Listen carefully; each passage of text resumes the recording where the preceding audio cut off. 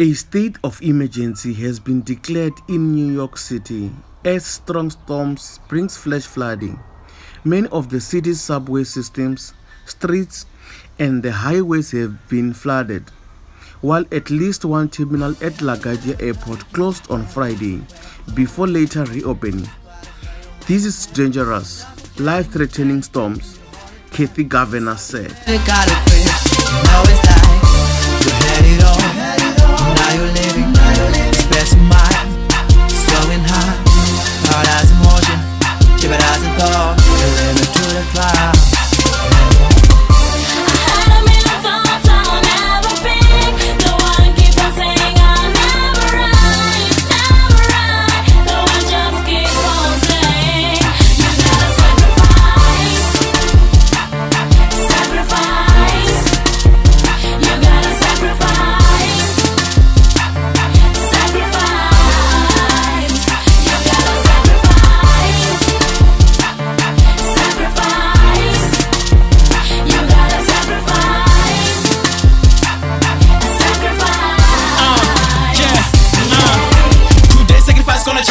It's gonna kept inside your memory, treasured in your heart like in gallery.